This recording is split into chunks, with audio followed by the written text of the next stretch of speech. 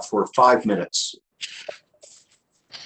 Thank you, members of the Energy and Commerce Committee and its subcommittees, for the opportunity to speak with the American people about how Twitter may be used to spread disinformation and our solutions.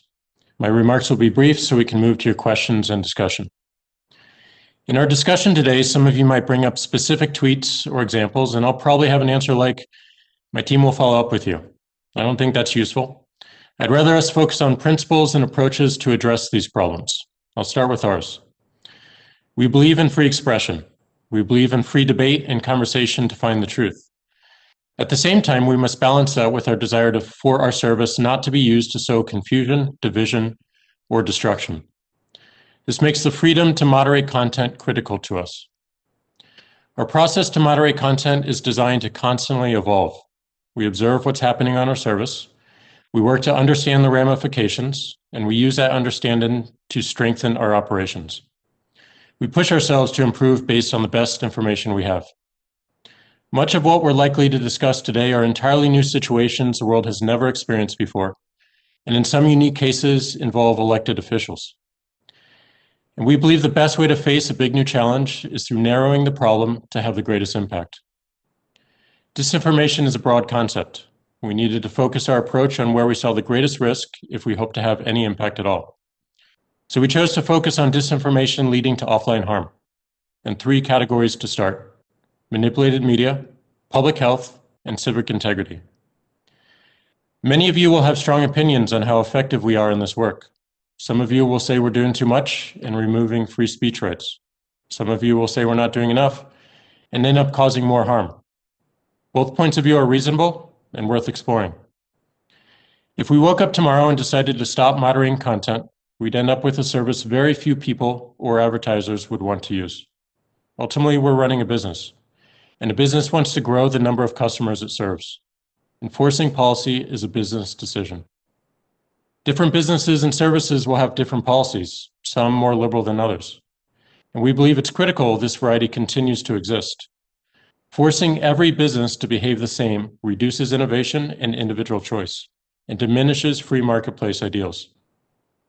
If instead we woke up tomorrow and decided to ask the government to tell us what content to take down or leave up, we may end up with a service that couldn't be used to question the government. This is a reality in many countries today and is against the right of an individual. This would also have the effect of putting enormous resource requirements on businesses and services, which would further entrench only those who are able to afford it. Smaller businesses would not be able to compete, and all activity would be centralized into very few businesses. So how do we resolve these 2 viewpoints? One way is to create shared protocols. Social media has proven itself important enough to be worthy of an internet protocol, one that a company like Twitter can contribute to and compete on creating experiences people love to use. We've started work on such a protocol, which we call Blue Sky. It intends to act as a decentralized, open source social media protocol, not owned by any single company or organization. Any developer around the world can help develop it, just as any company can access its services. How does an open protocol address the concerns raised here? Greater transparency is the strongest benefit. Anyone around the world can see everything that's happening in the network, including exactly how it works. One doesn't have to trust a company, just look at the source code. Second, since the base protocol is shared, it will increase innovation around business models, recommendation algorithms, and moderation controls, which are in the hands of individuals rather than private companies. This will allow people to experiment in a market-based approach. Finally, it will allow all of us to observe, acknowledge, and address any societal issues that arise much faster.